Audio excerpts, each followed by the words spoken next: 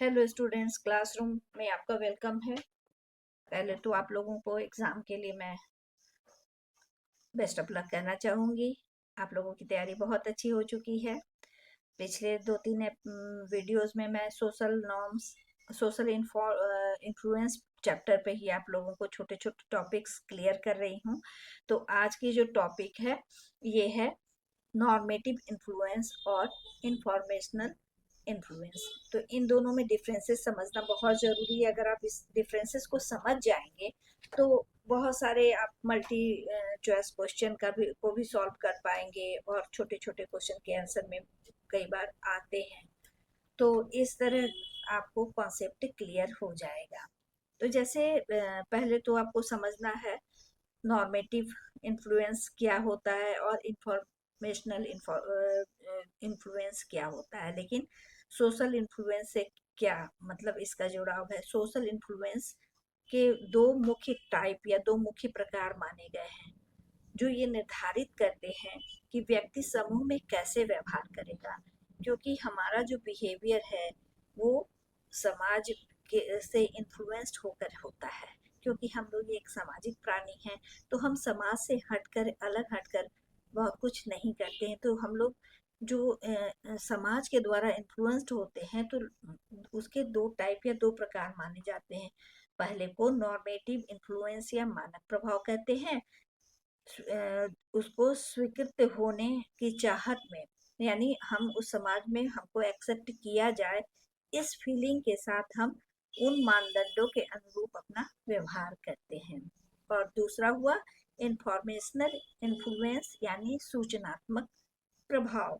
इसमें क्या होता है, सही होने की चाहत में कि हमको लोग सही समझे, हम समूह की जानकारी पर भरोसा करते हैं और समूह मैक्सिमम लोग जिन बातों को कहते हैं हम उसे एक्सेप्ट कर लेते हैं।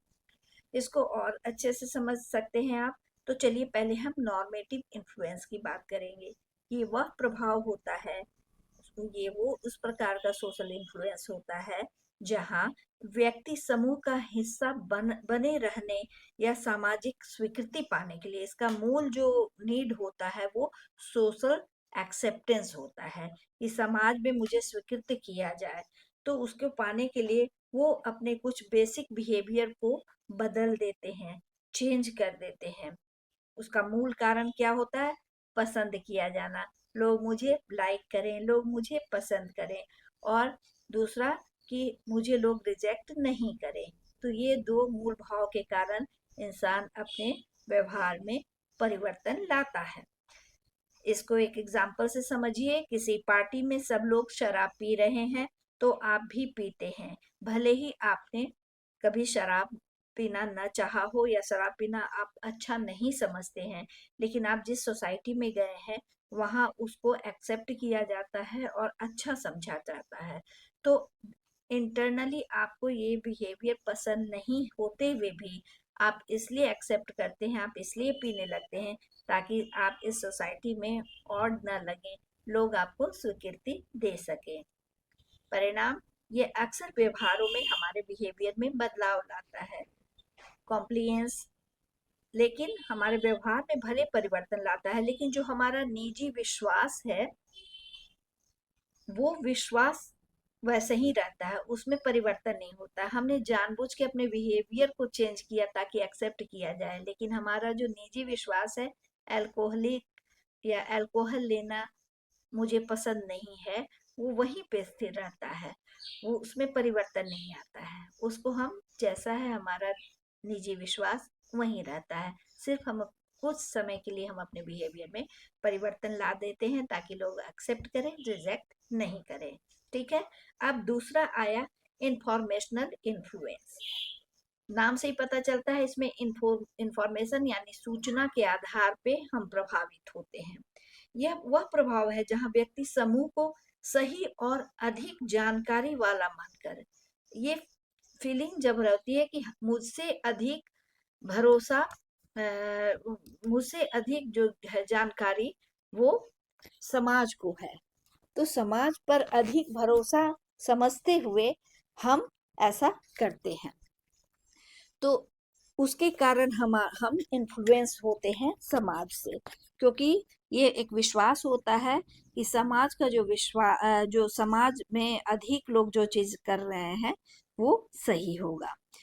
मूल कारण सही होना, टू बी एक्यूरेट, और अनिश्चितता या अनसर्टेनिटी में दूसरों पर निर्भरता, जिस चीज के प्रति हम अ, मतलब अनिश्चित है कि ठीक है कि नहीं है, तो वहां लोग बोलते हैं। इसका बहुत अच्छा एग्जाम्पल कौन बनेगा करोड़पति वाला जो गेम होता है, तो उसमें कुछ लाइफ लाइन होते हैं। तो उसमें एक होता है ना, ऑडियंस पोल, जो क्वेश्चन का आंसर कई बार होता है कि सही आ रहा है, लेकिन एक कॉन्फिडेंस नहीं रहता है सही है या नहीं, तो हम लोग ऑडियंस को कहते हैं, और जिस आंसर को और मैक्सिमम परसेंटेज ऑडियंस का मिलता है उसको सही मानकर बोलते हैं, और अक्सर वो सही रहता भी है। तो ये उसी आधार पे होता है कि हम एक विश्वास, एक धारणा होती है कि जो पब्लिक जो बहुमत में है वो बातें सही होंगी। यदि आप किसी अनजान शहर में खाना खाने के लिए जा रहे हैं, रेस्टोरेंट की तलाश कर रहे हैं, वहां एक रेस्टोरेंट के आगे आप देखते हैं बहुत अधिक भीड़ है, और इस अधिक भीड़ से आप ये अंदाजा लगाते हैं कि जरूर यहाँ का खाना अच्छा होगा। इतनी भीड़ है, इतने अधिक लोग आ रहे हैं, पसंद कर रहे हैं, तो इसमें खासियत होगी, और इसी क्राइटेरिया पे आके आप वहां जाकर खाना खाते हैं। कोई जरूरी नहीं है कि ये बात हो, लेकिन हमारे मन में ये भावना, ये विश्वास हो जाता है कि जहाँ अधिक लोग हैं तो वो चीजें सही होंगी, तभी तो वहाँ अधिक लोग हैं, और हम खाने लगते हैं। यह अक्सर निजी विश्वासों को बदल देता है। जैसे पहले वाला नॉर्मेटिव इन्फ्लुएंस जो है वो हमारे निजी विश्वास को वहीं बना कायम रखता है, उसमें बदलाव नहीं आता, सिर्फ हमारा बिहेवियर बदलता है। लेकिन इंफॉर्मेशनल इन्फ्लुएंस में हमारे निजी विश्वास में ही बदलाव आ जाता है, और हम जो है, क्योंकि हम मानते हैं कि हमेशा ये दिमाग में रहता है कि जो समूह है वो सही है, तो ये बेसिक चेंजेस होते हैं। तो अगर हम अब दूसरे तरीके से आप ये सोचिए कि इन दोनों के बीच बेसिक डिफरेंसेस क्या है, कुछ बेसिक डिफरेंसेस क्या होते हैं। जैसे उद्देश्य, एम, उद्देश्य जो होता है लक्ष्य, तो जो नॉर्मेटिव इन्फ्लुएंस होता है वहां स्वीकृति होना, पसंद किया जाना मेन उद्देश्य होता है, और इंफॉर्मेशनल में सही होना, सही जानकारी पाना मूल उद्देश्य होता है। मोटिवेशन या प्रेरणा पर अगर के दृष्टि से हम देखें तो नॉर्मेटिव इन्फ्लुएंस में डर, अस्वीकृति का रहता है, जबकि इंफॉर्मेशनल में अनिश्चितता, हम निश्चित नहीं है कि ये चीज सही है कि नहीं। ऐसे कंडीशन में हम पब्लिक ओपिनियन को इम्पोर्टेंस देते हैं और उसे इन्फ्लुएंस्ड हो जाते हैं।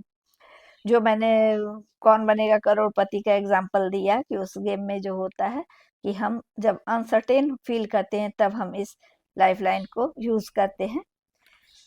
उसके बाद आया अनिश्चितता। तीसरा हुआ व्यवहार। व्यवहार में हुआ कि जो नॉर्मेटिव इन्फ्लुएंस हुआ वहां पर बाहरी अनुरूपता यानी कॉम्प्लियंस होता है, जबकि इंफॉर्मेशनल इन्फ्लुएंस में आंतरिक विश्वास या एक्सेप्टेंस होता है। इंटरनली विश्वास होता है एकदम सही, हम उसको दिल से एक्सेप्ट करते हैं।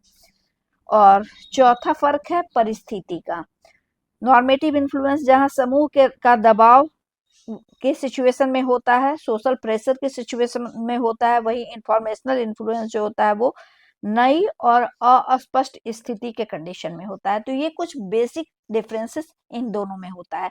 उम्मीद है कि आप लोग समझ गए होंगे कि सोशल इन्फ्लुएंस के कितने प्रकार हैं। दो प्रकार हैं, कौन कौन? नॉर्मेटिव इन्फ्लुएंस और इंफॉर्मेशनल इन्फ्लुएंस। नॉर्मेटिव इन्फ्लुएंस के क्या क्या गुण हैं वो भी आपने जान लिया, और इंफॉर्मेशनल इन्फ्लुएंस के क्या क्या गुण। अगली वीडियो में मैं एमसीक्यूज लेके आऊंगी इस चैप्टर के, और आप लोग इस वीडियो से कॉन्सेप्ट बहुत अच्छे से क्लियर कर लीजिए ताकि मैक्सिमम मार्क्स आप एमसीक्यू में पा सकें।